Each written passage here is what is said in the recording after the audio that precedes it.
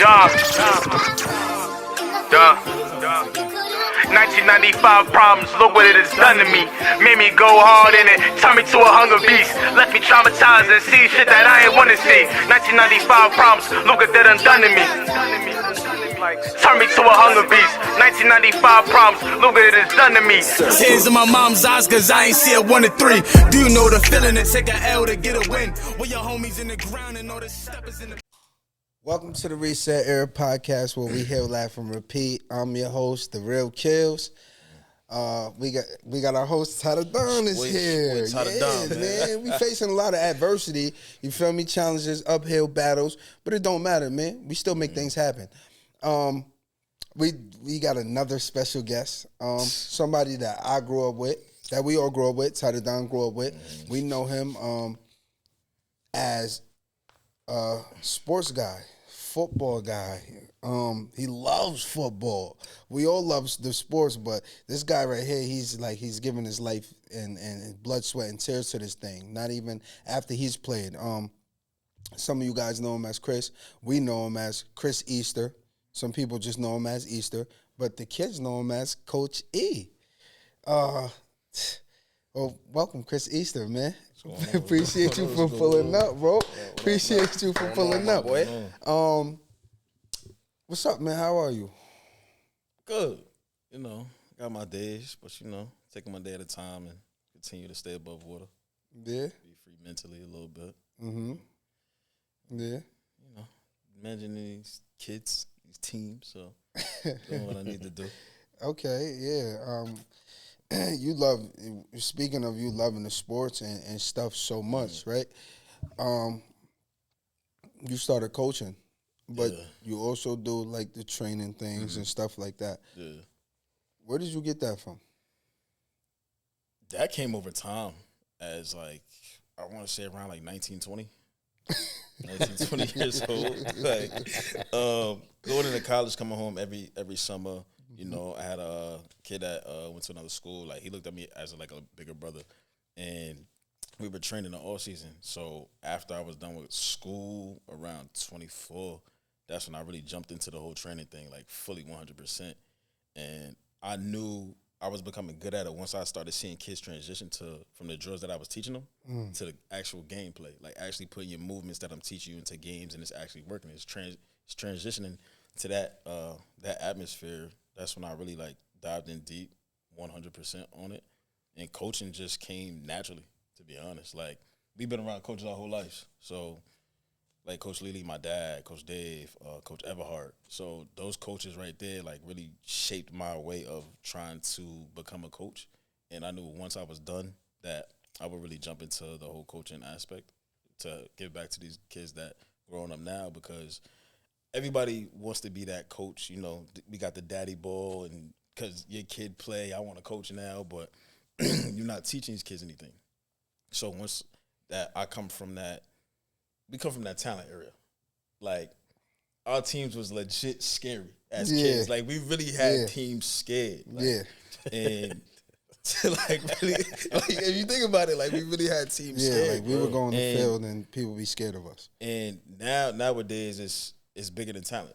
Mm-hmm. You actually got to put the work in, because 90% of kids now are getting better. Training receivers, I got to do it twice as harder because the DBs is getting better now too.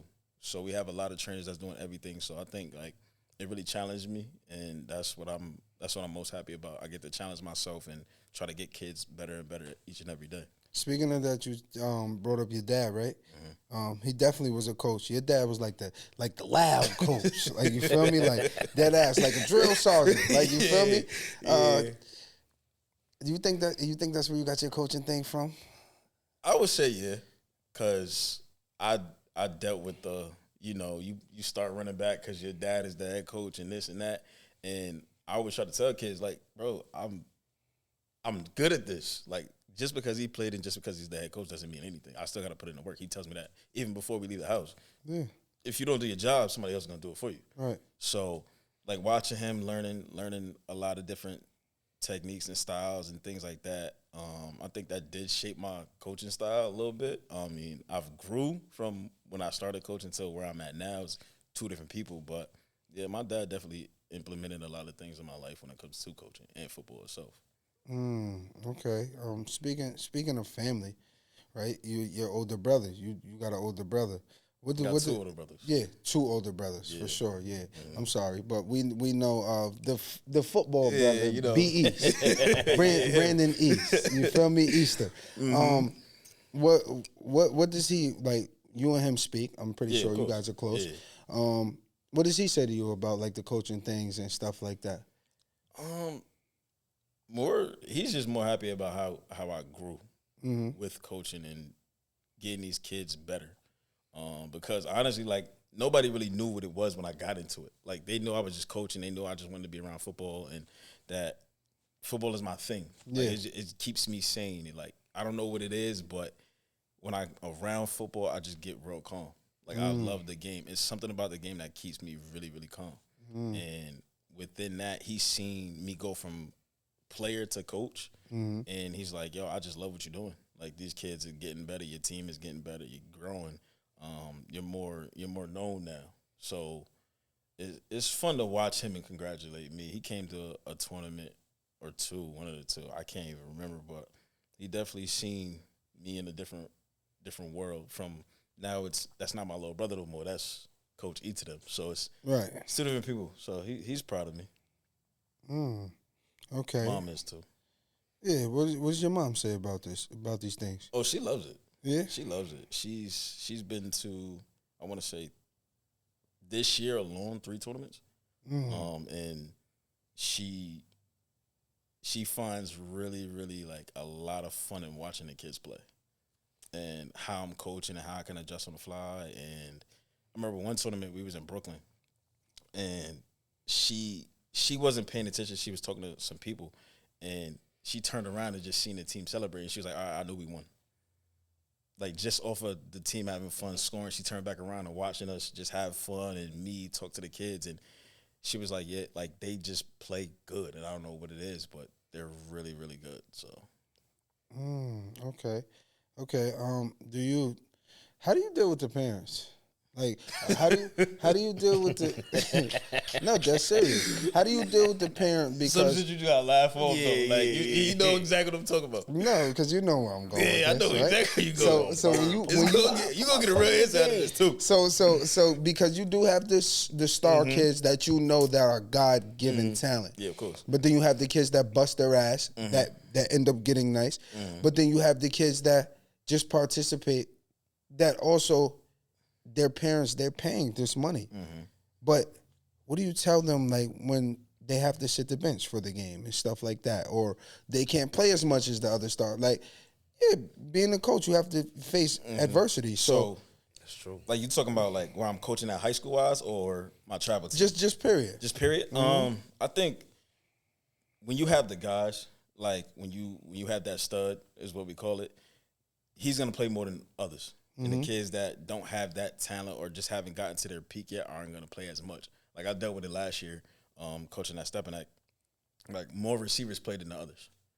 And it was tough to tell a kid that you know you want to play, but he's just not there yet because that senior been there for the last 3 years. He knows the playbook inside and out. It's like he's not making a mistake. So it's hard for me to sit there and take you out and dealing with a parent of, oh, why is my kid not playing? And you got to tell No, let's say it how they say it. Why the fuck is my kid not in the game? So look, we gonna get real with it. We gonna get real. Yeah. So I want to say 2024. I'll say this, like I anybody can argue with me in New York City, Westchester, like Catholic League, PSAL. We could argue. Nobody's had Stepping Act schedule. Yeah. Like we played two of the top 3 teams in the state of Maryland. Yeah. McDonough. And we play Archbishop Spalding. Archbishop Spalding is probably one of the, if not the best team I've ever seen play football so far in high school football as I'm coaching. Like, that team was literally precision-based. Like, the QB, he's a starting QB at University of Maryland. They had a D tackle. He's a starting D tackle at Maryland. The starting corners at Clemson. The starting safeties at Notre Dame. Like, we're playing those type of guys, right? So when people sit there and say, oh, why is he not in the game? Because we about to go play that person right there. That's why. Your son can't compete with that shit. So I advise you to shut the fuck up. I dealt with this. I dealt with this before, right? So it was a dad. He was arguing about his son not being able to go up to varsity, right? So, mind you, his son got championships on JV because in the Catholic League, you got the JV playoffs, which is really fun for those kids because they get to get a taste of like what the playoffs is in high school, right? So I'm like, I'm gonna be honest with you, your son not ready. That's not against you, that's not against him. But who we're about to go play, he's not ready for that type of impact of a game, right? So we get into the little back and forth. Oh, he could do this, he could do it. I get your son could do that. That's great. That's wonderful. That's what he's supposed to do. But the kids he's about to go play right now, they've been on varsity since freshman. They know what's about to happen. These dudes is killers now. Like you got 18-year-olds looking like 22-year grown-ass men now, right? So one of our this is where I had to really put the picture clear for them. So we was playing in 5th ranked corner in the country. 5th. You know how many kids in high school, right? So he's number 5 out of damn near 1 million. That means he's beastie. He's nice, right? Yeah. One of our players get a go ball.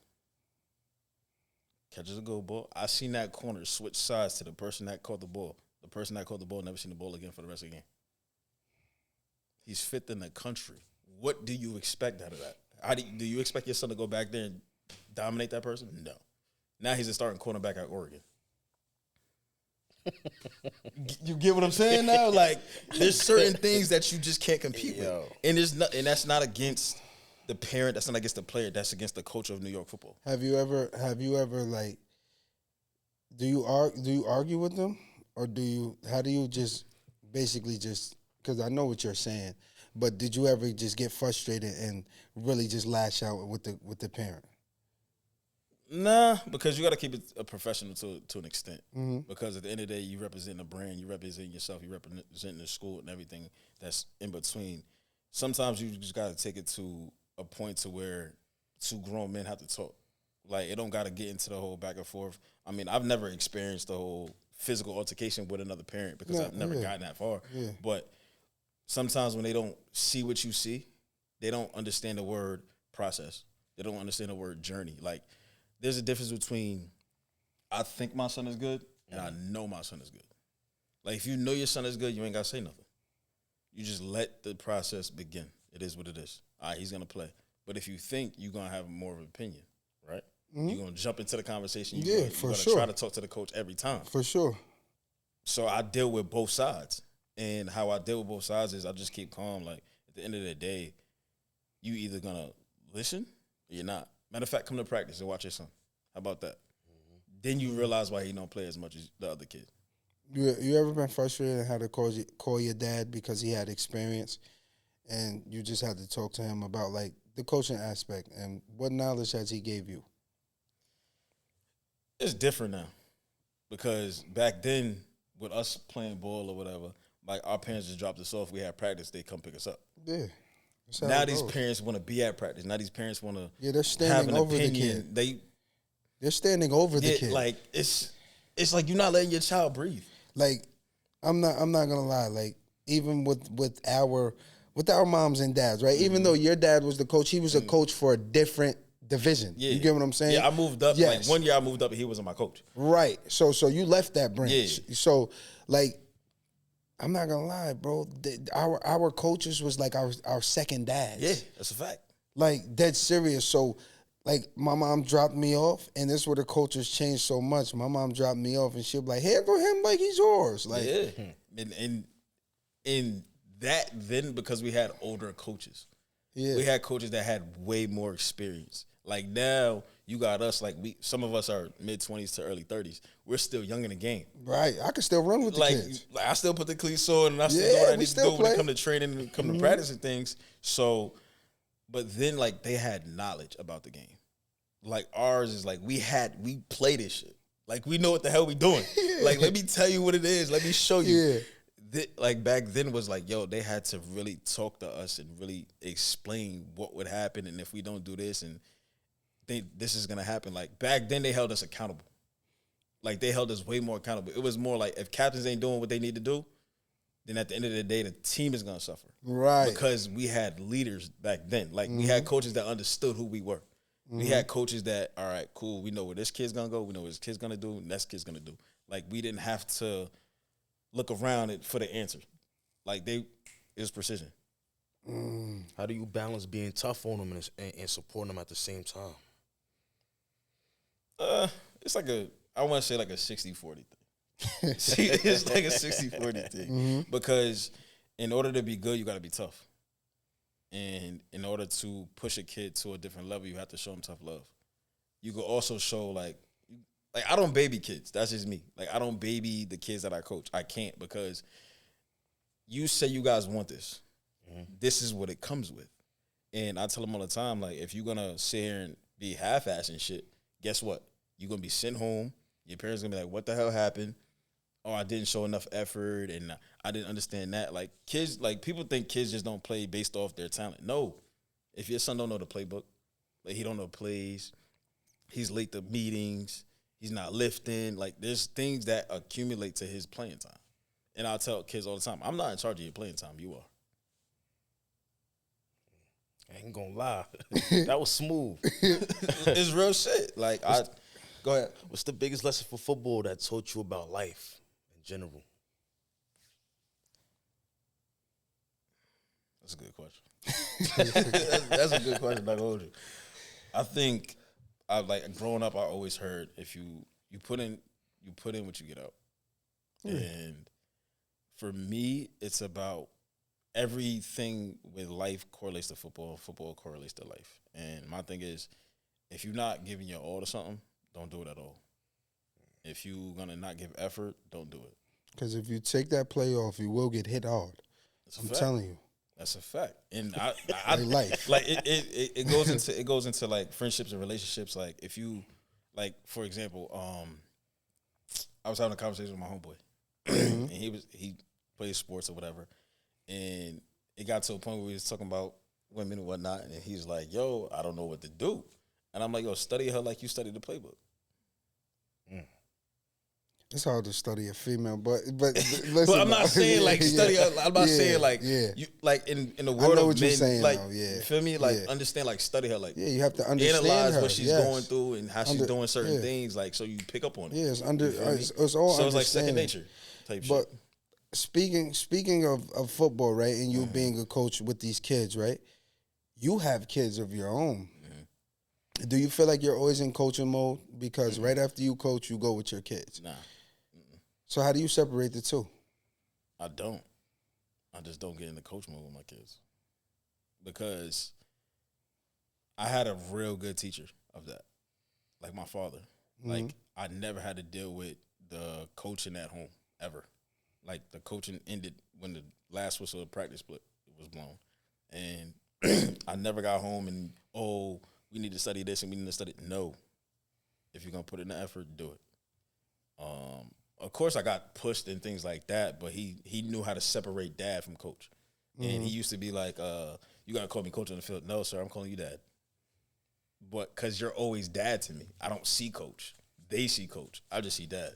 So him showing me the differences, like when it comes to my daughter gymnastics and track. My son is only 2. So, but when he gets to like 6, 7, that's when I start to coach that area. So you feel me? So with her, it's fun seeing her grow. It's fun seeing her run, and I'm real big on competition.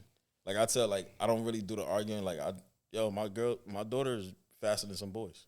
So do you with you having a boy and a girl, right? I know you're grateful for that. Yeah, of course. You know.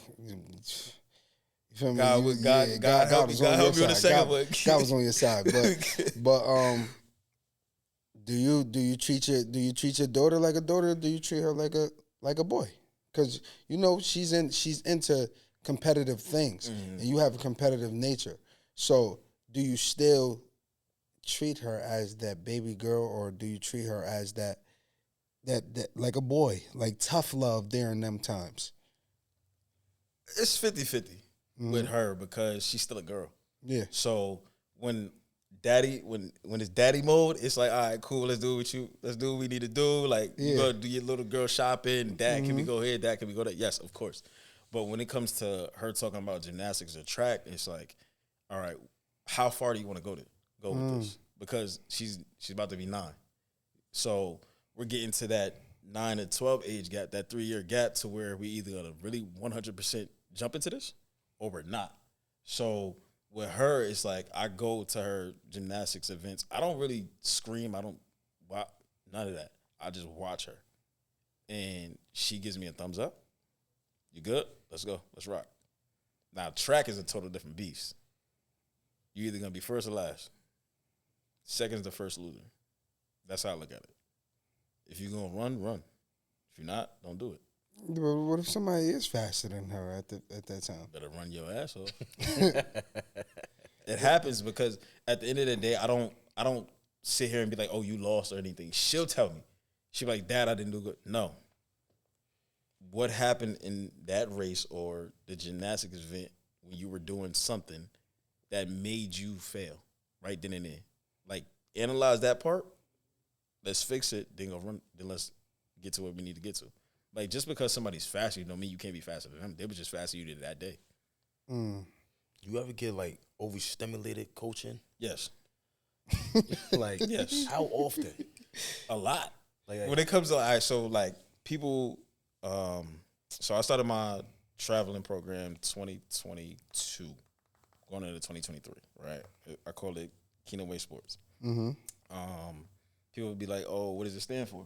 So Kingdom is like the field. That's your sanctuary. That's where you go to release all your stress, keep your mind at ease, right? And the way came was, I'm gonna show you the way how to do this. I'm gonna show you how to talk to coaches. I'm gonna show you how to address certain things, talk, play, do the drills. That's the way. The training is what we're doing to get better, right? So when it comes to overstimulated, like my boy Ty, he was supposed to coach with us this year, but he's a head coach out of school now, so I couldn't really have him traveling. So going from coaching offense to getting on the side and letting him do his thing, now I'm getting off the field from coaching offense to coaching defense now. So I can't analyze what just happened on offense anymore. I got to go straight to defense. And it's tough because when you don't got a kid that you know is a starter that don't come to the tournament because he might have another school event or whatever, and now I got to plug somebody else in to his spot, and it's I'm all over the place in my head, but after the first game, I'm calm. I'm into me now. All right, let's rock. Let's do what we need to do. And they get snapped on a few times when they don't do their job. So You get overstimulated as a parent? I think all of us do. I think because me, like, I want to be good at everything. Like I want to be good at everything, and I'm a good parent. I know that for a fact. But this is the saying, right? I think it's all of us too. When you do have a kid, right? It's like you saying, I want to be better than my dad, right? But when you say that, how don't you you're just a trying father. Your dad was a trying father, so you're just trying. Yeah, So and I think trying everything. So with us becoming parents younger, like our parents got kids older in a certain way, like mid-30s, then we having kids. Some of us had kids in our 20s. I had my daughter when I was 22. Me too. You feel me? So so trying to figure out new things, because I always say this to myself, like, we didn't go to school for parenting. That's not a class you could take. Yeah, there's no guide on that. You learn every day how to be a parent. You learn your kid, because your kid's gonna go into the world and come back home. And sometimes we can't teach them what the world is gonna do because we don't know what's gonna go on outside that door. You're not with your kid's mom, right? But you guys, obviously, you get your kids, right? So, like with me, I'm not gonna lie. Like when I see my son and he comes back from with his mom, it's like a different kid. You feel me? So how do you like still implement your rules, and then when they go with their mom, do you think that your daughter, because your son is not really old enough yet, do you think that your daughter is still like doing things that you're implementing with her? You feel me? You get what I'm saying? Because when I get back with my son, I can see that, of course, he's with his mom. So I see what the problem is. Yeah. So do you think that your daughter a daddy's girl, or she falls in line with mommy?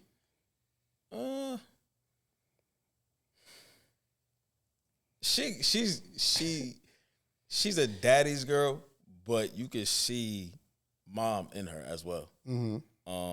I think her mom tells me this all the time. You can't tell nobody about her father. Like nothing else matters when she's around me. Like, and my daughter is fun. She's very smart. Like, that's probably one of the smartest girls that I know. Not just because of my daughter, but what she does and how she does it. I think when it comes to parenting, there's two different parenting styles, and there's two different thoughts of how to parent with specific genders. Because moms, I say this, like, dads are there to protect their daughters from harm's way, no matter what. Something goes wrong with her, we ready to tear the world down. With our sons, we're trying to teach a young black man to be a man. And we're still learning how to be men. So when it comes to the different parenting style, I don't really see too much different. I think she just understands what to do and what not to do. Like, you could tell the difference between two different reactions when something bad happens, that she might have done something that you might told her not to do. Right. Like, mom's voice is different than dad's voice. Yeah. You know what I mean? So, like, she's gonna be more tense when dad voice changes. Mom voice is different. You feel me? So I think she takes different from. But I look at it as, like, when I heard my mom's voice get loud, I got scared. Nah, so we all had the pleasure of having a black mom. Yes. Right? And I think that's probably one of the greatest things we could ever have in life. Yeah. And especially these black boys out here, these YNs, they call themselves. I think some of them, like, they say parenting is too soft. Nah, get back to really being a tough parent. And when you hear your first name, when you hear your first name, like, she might say Chris or whatever. All right, cool. Like, get up a little bit. If you don't do nothing, Christopher, all right. Now I feel like I'm more in trouble. When it comes to the Christopher plus my middle name, all right, now I gotta go. You feel me? Your dad just gonna yell your name and put bass into his voice, and you know what's up. You feel me? Or he might just say, get your ass down here. You feel me? Mom is gonna put your whole government out there, and that's when you know you in trouble. So she start wilding, yelling on you. So it's just different. So it all depends on the reaction that's getting caused. Okay, respectfully, and I feel, though, as like I said, I don't know. Me and my pops, we just more so, like, my dad was just, like, to me, a jokester. Like, he's fun. I know your pops. Yeah, he's fun. He's fun, but he always was like, he was a jokester. My pops didn't really. I was the kid that just didn't get in trouble that much. I'm not gonna lie. Like, from my dad. If you ask my mom, then it's different. It's a different story. It's two different worlds. Yeah. It's two different worlds. Like, when my son is with me, you can tell he want to be adventurous. Like, he want to jump and roll and do all this. Like, he wants to be a boy. You know what I mean? But you also got to remember that's mommy's baby. Yeah. You feel me? So she's gonna try to do whatever to comfort her baby. Me, let the boy listen. He fall, cool. Let him get up. You know what I mean? But she's also not the like, if something like scary happens, she's not gonna jump up. No, like, if he start crying, like, get up, wipe yourself off. Like, she's still the tough parent as well. And with my daughter, like, we've always been like that, though. Like, we've always been, the world is gonna be tough on you. I want to jump into your football program. You do have a football program. You Kingdom, the 7v7, but then you do have one-on-one trainings. So how did you get into the training aspect and things like that? I really just started to put my mind to it, to be honest. And it came off, and the crazy thing is, these two things that I'm really knee deep into, they started with conversations with two friends. I want to say 2020 was my draft class for the NFL. Like, I was getting ready for it, preparing. COVID came. So that put a lot of things on it, to where a lot of that 2020 class was a little messed up or whatever. So 2021, I started preparing. And me personally, like I look back on it now, if I think if I had a better agent in that situation, y'all probably wouldn't be sitting here talking to me. Because still will be talking to you. You still be talking to me, but I ain't gonna be physically here. Yeah. I ended up getting scouted by a team. You know, they wear purple and black now. Ravens, and things didn't go the way it needed to go, but it is what it is. For me, I got to the point where I got there.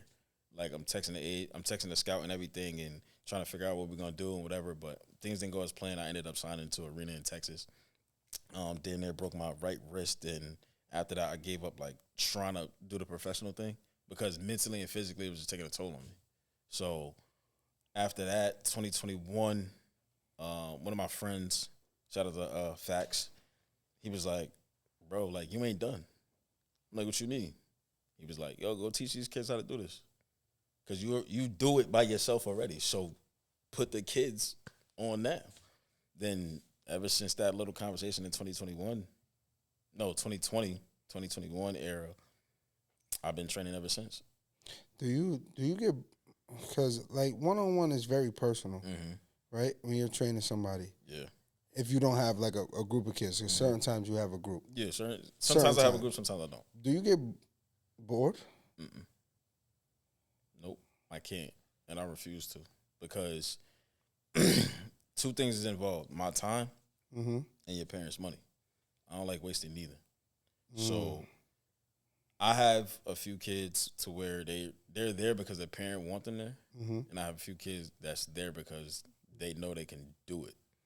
And trying to balance those two. Sometimes like you got the kids' attention span that's not there, but what I don't like when it comes to training is they see me post videos of other kids, and somebody would be like, "Yo, coach, can you make me move like that?" No, I can't, because there's two different brains, two different bodies, two different work ethics. Like right now, I look back on 2021 to where I started really jumping into training. The two kids that I still train to this day, Charlie and Andrew. Andrew's at Penn State. Charlie's at University of South Carolina now. So to see those two from the day one we actually started training to now is crazy to me. Like I get to click on CBS or ESPN to watch my boys play now, and doing certain releases that we've worked on, and it's fun. Like I always tell, like Andrew became number 2 in the country, right? So mind you, number 2 in the country, not just the state. What position? Tight end. And we really worked 2022 all summer long since when he came home from school. It was, yeah, we gotta do this, we gotta work on this. Then it got to the point where he became better. Me and his position coach started talking on Twitter. All right, what does he need to work on off season? What do I need to fix so he can be better when he comes back for camp? Charlie always had it. He always had that little twitch. It was like, yo, I just need to fine tune some things. And with them two, it's fun. With new kids, it's even more fun because now I get to new batch of kids. Now I get to redo it all over again. Right? Remember the movie Gridiron Gang? Yeah. At the end where they had a new team and they couldn't spell out the word or whatever. He was like, "You gotta be shitting me." That's exactly how it is when I get a kid that just can't move. So I'm like, all right, cool. This is what we gotta work with. But the team aspect came from a conversation when I was training wide receivers in Gold's Gym. It was raining one day. And the quarterback's dad is like, "Yo, we need to do 7s." Me being me, I'm like, I don't want to do that. I don't want to do all this travel shit. I just don't. And that was my mindset then. And I was like, matter of fact, give me like a week. Give me a week to think about it. 24 hours later, boom. What we doing? Where we going? Yo, you already got the team name. Boom, boom, boom. We need uniform colors. That got it all. Our first year, we probably won maybe 2 games. 2 games, and we won those 2 games off of one kid. The kid was like, "Yo, coach, I'm about to just go win it for us." 2 picks each game. So a pick is 3 points. 2 picks, 6 points. The other team didn't score. From that moment to where we are now is a big jump. So 4 years later, going from losing a lot to not being known to being 8th ranked in the country to 4 championships to being invited to back to Tennessee for the national championship, and now we're going to C1N Cam Newton national championship in Georgia next week to see these kids evolve and really stick with it and go here now. Like, we really have a chance to come home with an even bigger trophy now. It's fun. The coaching aspect it's a lot to deal with, parents, kids, travel, but all in all, it's fun for me. So how do you find what's the seasons that y'all play? Spring. Okay. So we start. Some tournaments start in January. Mm-hmm. You know, they're gonna be indoor because it's cold or whatever. Mm-hmm. But usually our season starts mid-February, and we in most likely May, sometimes June, depending on where we want to go and things like that. But that's how long it is. So during these times, though, how do you find enough time to coach and still train? Football is your whole day. No, football's not my whole day. It's probably a quarter of the day, and that's like when we start practicing, we practice every week, but we practice like maybe Saturday or Sunday, depending on what the schedule is, especially for indoor facility. Yeah. Indoor facility, they want money. Like, one indoor facility was telling me they wanted $1,200 an hour. I hung up the phone instantly because who the hell is paying $1,200? Like, think about it. Like, how much stuff I got to do within an hour?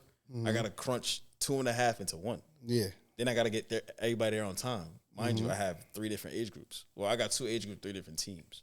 So I have 2 18Us and I have 1 15U. So I have 18 red, 18 black. So dealing with just the 18U was a lot. Now I got to get 15U in there with 2 other teams and try to. So I'm like, no. Then I ended up finding like a reasonable price for with a facility out in Mount Vernon. So that's where we go. I got one question for you, though. It's about to be mad funny, right? You love football so much, but you was in the best man holiday. How the fuck did you end up in that?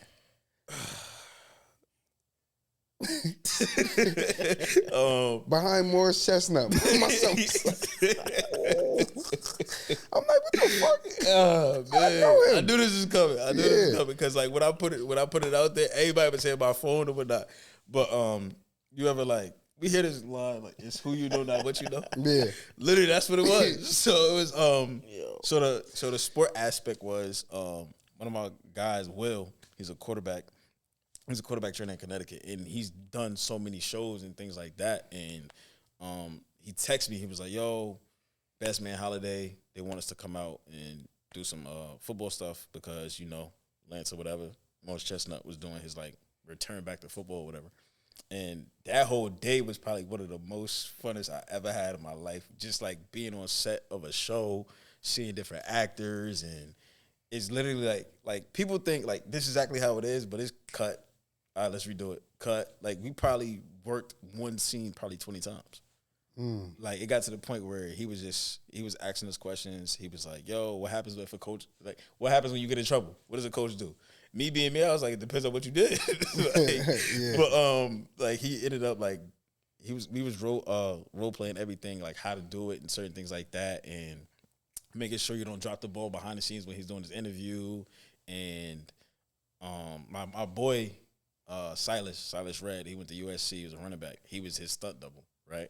So we're watching the play go on where he gets hit, where it's He got smoked. He got smoked, right? Yeah. When we watching it, all of a sudden you hear him get hit. So we watching this shit. He looks at it. He's like, I ain't gonna lie, he got hit hard. I'm like, no, he didn't. I'm like, that shit sound loud. He didn't get hit hard. But seeing how actors really jump into it is fun. Like, it's really like, yo, you really see somebody go from, like how we talking right now, but if somebody say action, you jumping right into your character. That's exactly how it is. And it's exactly how everybody else. But he's chill as hell. Like, he's cool as hell. Morris Chestnut is really, really cool. Like, action, he's into his character. That's Lance. Cut, Morris. Back to Morris. Yo, back to Morris. Like, yo, what we doing? Boom, boom, boom. Like, where y'all from? What school y'all went to? What position you played? It was like he was real deal asking questions. Like, he was involved with us. It wasn't like, yo, I'm Morris Chestnut, I'm being up to the side. Nah, he was really interacting with us. That's crazy. So he's cool. The directors was cool. They treated us well, things like that. The whole day was long as shit though. Like you got there probably 5:30 in the morning. We ain't leave till like 10 o'clock at night. So the crazy is, you see I had a bandana on. Somebody was like, "Yo, take that off." The director was like, "Nah, keep it just like that because that's what football players do and things." And it was just natural. Like my reaction was real. Like That's real, a real that was a reaction. real reaction. Yeah. It wasn't like, "Yo, do that." I was like, "Nah." Like homeboy just got cracked. And the dude sitting next to me that was talking, the actor, me and him got mutual friends after. Like we found out, like few of his homeboys, my homeboys from college. So you only separated by what 5 people, I think, is what it is in life. But being on that set, it was just like literally who you know, not what you know. Oh, that was crazy seeing you up there. that was crazy. But seeing you, you were speaking on the travel ball. You travel a lot.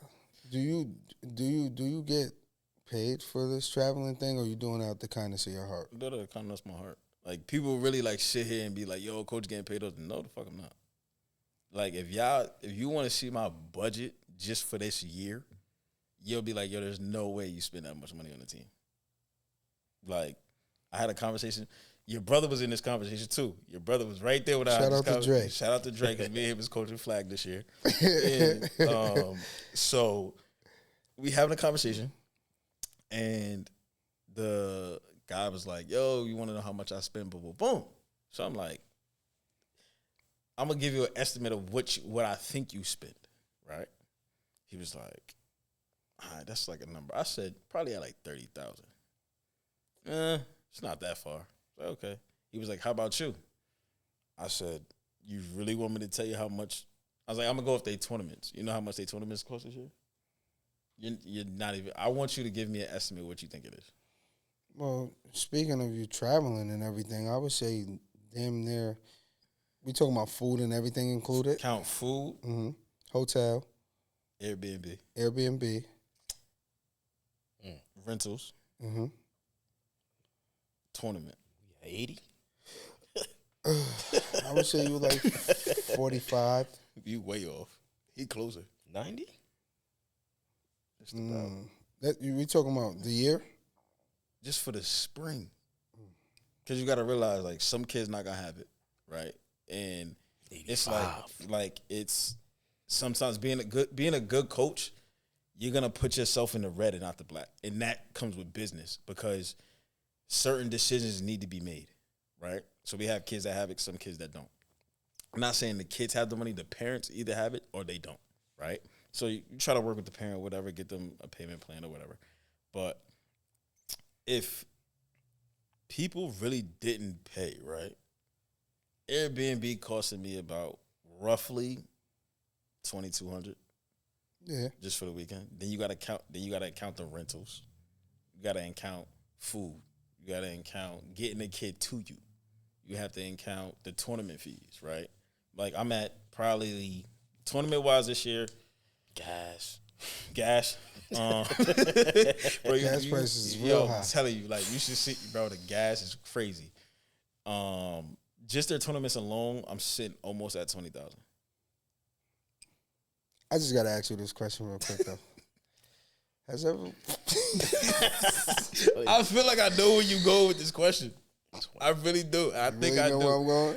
Does it involve the thing starts with a W? Has the parents tried to sleep with you before? Oh. A single mom. I'm just saying. And what do you do with that? I've definitely been in situations to where like mothers have shot their shot, and you really gotta, when it comes to being professional in business, like you don't want to mix it because when you mix it, you know, parents start to feel that entitlement, whatever. Oh, my son, da da da now, or we doing this, boom boom. Like I've shut a lot of shit down, like, and it has to happen because you have to keep. You shut a lot. A lot. It definitely happens more than you think. And like at a specific tournament, I kid you, no lie. I check in, she see me, I keep it moving. You never went out on a date with him? I can't. It's too. I have real integrity, and you don't want that to start being a rumor because you know. Yeah, you know how that goes. It gets word of mouth goes out fast. So now niggas, now they clowning. Yeah, Now her son getting clowned. Yo, the so coach you put moms. yeah you not. Coach Biggie and mom. It's crazy. I've never been around some people where the shit. I've seen shit. Oh, Teaching her the playbook. I keep it moving. Like I've never been in situations to where I like dudes have been like, yo, you see his balls. I'm like, yo, y'all gotta stop. Like, it's bad. We got eyes. We Like do have we grown eyes. men, Yeah. like we gonna Yeah. look like some kids do have good looking moms. That's a fact. But same time, like you just gotta keep it pushing. You got to because at the end of the day, there's a fine line. There's a fine line between You don't mix pleasure. You don't do pleasure with business. No, you can't, bro. That's stupid. Yo, That's stupid. if it was a camera girl recording this right now, If we had a camera girl, yeah, He's I'm wild. she's single. fucking the business up. She just recording. Crazy. You can't do it like that though. can't do that, because Ty. it's business. Right, now, watch this. Like, let's say you got a camera girl, right? Let's say you did your thing already, right? You come in, you bring in another girl, A doing an guest? interview. Yeah, a guest, right? A guest. She watching you talk to her. She's a female. Remember that. She gonna peep eyes, body language, There all you go. that. It's gonna not be what you think after that interview is over. Because you already put her in a position. Depends who's sending that seed. No, it don't. I might not make it hot. They gonna Females, observe, bro. females can feel Nah, the you right, energy. though. Yeah, they can yeah, feel. yeah. They can I feel. definitely can, I'm though. saying no, just the human nature. You can feel the energy, and especially the way Ty the Don move. You're not gonna let that. You gonna make the interview special. Nah, I don't know, bro. Nah. Man, listen. Good thing we ain't got a camera. A camera lady. Shade on that. Yeah. How long do you see the coaching thing going on? Next 5 years? Like what's Coaching high school or traveling? just coaching high school? For a while. I really don't like when it comes to me doing certain things or starting certain things, I don't never put a limit on it. Like that's my thing. I don't really I got a 5-year plan. No. You putting a limit on yourself because Keep going to it. what happens when you get to 5 and you're not at where you need to be? You gonna quit? No, you gotta keep going. So Gotta keep going. for me, I think I see myself coaching college football. Definitely. I definitely see myself in that area. I've been around a lot of guys. I've trained with a lot of people. A lot of knowledge has been passed down to me as far as like how to go about certain things when it comes to coaching. And like a guy who really taught me a lot was Chris Carter. Like I trained with him in Florida. And it was just the littlest things ever. It was never no big route running. It was how to put your hands when the ball is coming and running a certain route or staying perfect or certain things like that. But things like that though, like I would say though, it's a lot of politics in that though. It's a lot of politics in the NFL. It's who you know. Yeah. It's who you know, not what you know. Yeah. Like So you gotta think about it. How many coaches you know right now is either related to somebody that was a head coach or friends with that coach? A lot, it's a lot. right? Because every time it's like every time we get to like a big stage game, right? Somehow, some way that their father or a friend of the family was, oh, well, this person's been around, and they always got that backstory to where it's like they were destined to make this. Came out of nowhere. Yeah. Of course, they put the work in, but it's like nepotism, basically. I mean, I think nepotism plays a role into a lot of things that we don't even see. yeah, And especially in politics, we see that. Especially like somebody's father or mom was like a higher rank or whatever in some sort of fashion when it comes to politics. It happens in coaching too because, like, look at this, right? Who was the ball boy for the Minnesota Vikings? I don't know, but you gotta Larry break it Fitzgerald. down. Look where he at now. Look, hit the league. He was still nice in college football. Yeah, he put the work in. But now, look at where his son is. Son's at Notre Dame. I think Jerome Bettis' son is at Notre Dame. It's a lot of former NFL dudes that. But I could say this too. Nepotism didn't work for Shador Sanders as well as it should have. We know why though. Why? Who's his father? Deion. Deion's one of the greatest ever. So people see when they look at Deion, they don't see confidence. They see cockiness. So being who he is, like think about it. They see cockiness. They don't see confidence. They don't see the put in the work or whatever. Like Shador is probably one of the best QBs in his draft class, right? Projected first round pick. He shoots all the way to the 5th round. It's this right here. When he do all of that. Like it's the theatrics behind it. Like it's the theatrics within his. We could use Bronny as an example. You think? Yeah. Me personally, I think Bronny should have stayed in college, but it is what it is. But your dad is LeBron James. Certain things are going to Bronny shit right now. Think when Brown lead the league, they're gonna treat him the same? I think he'll get. I think honestly, I think he'll get better. I can't speak. We can't really speak because we didn't play with our dads. But I feel though, as if I played sports and I was on the same court with my dad, I would be more timid to make a mistake because I'm playing with my dad. But I feel like when Brown was out of games, he played better. Yeah. I feel like if I was playing with my father, like I would have had him like looking different. Like, I told my dad straight up, like, yo, you probably wouldn't have caught me on the field, Pops. Like, running back, you was probably that guy. Like, I'm not hitting you. But if you go on defense, I'm shaking the shit out you. I ain't gonna lie. I played recreational with my pops mad times. Baked them. As you should. As you should pick your pops. You feel me? Like, no competition. Like, there's, like, so. Don't give a damn. My older brothers, right? So we always have this talk of, yo, who was the best athlete? Me, hands down, me. You think so? Yes, me. When it comes to athletics, me. Like my brother, like Brandon, baseball player. I believe my brother would be in MLB if he took it. He was nice. Like he was nice. Like yes. he was real deal nice. Yes. And I think if he would have had like went to camps and more things like that and really like 100% and didn't have football, we'd be talking MLB. Greg's motorcycles. They both motorcycles, but both. Greg, like he was more like sports really. It was his thing, but he had a lot going on with his life, so he had to do what he had to do. Yeah, baseball him would be football me hands down. Athletics me hands down.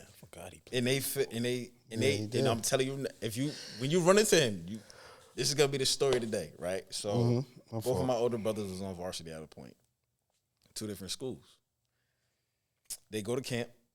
Remember, nut. We used to call it whatever. Yeah. It was nut. Now it's lay on your back and you get up. They blow the whistle and you hit each other. But it's it was the Oklahoma drill. Yeah, right. So mind you, they didn't camp together. Older brother has the ball.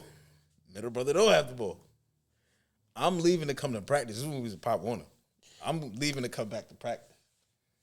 I'm walking away. Me and Dad's walking away. I hear a bow. Turn back around. I just see Greg running. I see B getting up. So all I know. I'm gonna let you. We're not gonna expose the brothers. No, I'm gonna listen. All I know what happened, right? Yeah. But I guess they went up a second time. I wasn't there. So you gotta let him explain that story to you. But Brandon always used to say, like, if I was on the same field as him at the same time, he'll probably pop me. No, you gotta catch me first. I don't like being hit. You gotta catch me. Yeah, we not doing that. I'm not. Yeah, you was always elusive. You was I ain't got time. No, you remind me of Shady. Shady. You remind me of Shady. You remind me of McCoy. I'm telling you, like my dad used to tell me all the time in high school, stop dancing so much. No. I do not like getting hit. You gotta get them yards, man. Like, I'm gonna get the yards regardless of what happened. But I gotta make people miss first before anything, because I'm not getting hit. Do you do you want to coach your son? Yes. And me, like, you try not to premeditate things and like try to like think of the shit before it happens. But I don't know how I'm gonna be with him. I don't know if I'm going to be you gotta really ball out, or I'm gonna be treating you like every other player on the team. I coach my son now. I try to I separate I separate the father from the coach, but then when he pisses me off, I can get different. You feel me? Yeah. But I also like I don't want to separate him from the other kids.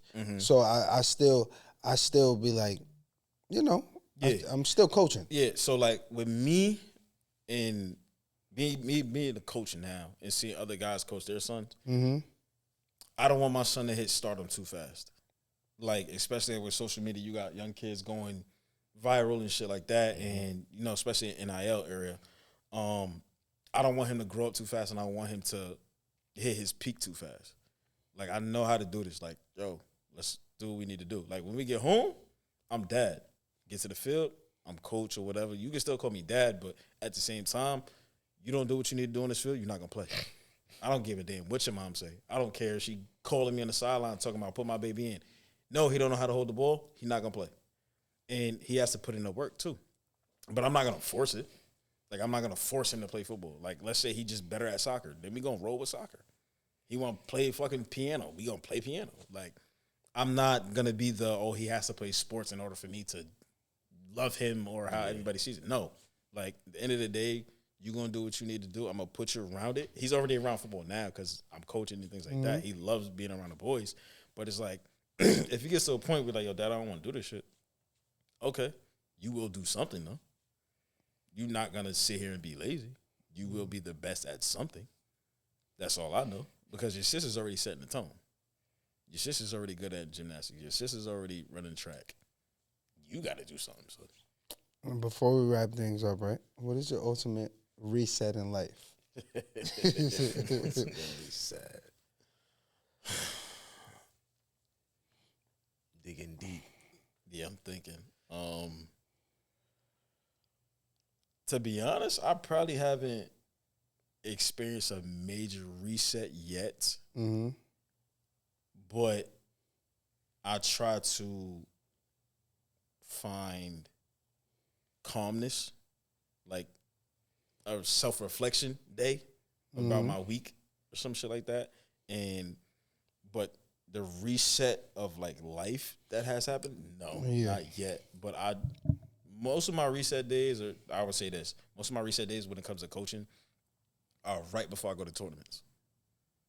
Like, I got the team, we're driving, I'm breathing. All right, this is what needs to happen this weekend.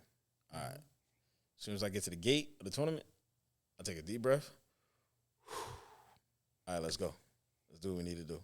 But reset for life, I don't think it has happened yet. I don't think a crazy experience happened yet. Like, some shit has happened in life, but I don't think it's like, damn, now I got to really reset my whole shit. Nah, but like, I find days where I self-reflect a lot. So. That's good. That's good. That's good. Do you know who you are as a person? I would say this. Everybody sees me as coach or this football player. Who are you, though? A brother, a father, a son, an uncle. I'm more than just cleats, cones, hurdles, a bag, a whistle, a playbook. That's fire. Like, if you take all that shit away, I'll be fine. Asshole. Stupid. You stupid. No. I hear it about now, but that's fire though. But like, you think about it, like, you say my name, right? Visionary. What people think? Football, right? Yeah. I don't think that shit. Like, I'm a parent before all that. Like, and when people start, like, really found out I was a parent, it was like, what the fuck? Like, what happened with football? What happened with sport? I think I'm still doing that. I just happen to do it a different way. Like, I knew I was going to be a good parent when I started to raise my niece. Because my brother was in the military. So when I had her, and I was really learning before I had my own kid. So I'm much more than just coach and player. If you could tell one thing to the kids right now, right? Look in the camera, and what would you tell them growing up? Because a lot of kids are like, it's more followers than anything. So can you give them some game? everything you see on social media ain't real. I think once you put down the word validation from everybody and just really tap into who you are and really what you want to be, then you'll see a lot of different results. Everybody's trying to follow this thing whatever they follow. I don't know what it is, but you don't get no satisfaction out of it.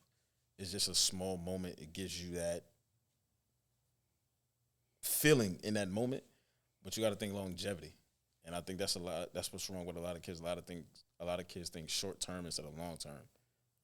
Be mindful of your actions. Put the phone down, go outside, read a book, learn what you want to do in life. Don't cause havoc. Listen to your parents, because your parents know more than you do. And I'll leave it like that. There we have it, man. There we have it, man. Listen, go ahead, Ty. What do you think for athletes? What's one big mistake you think that they're making nowadays?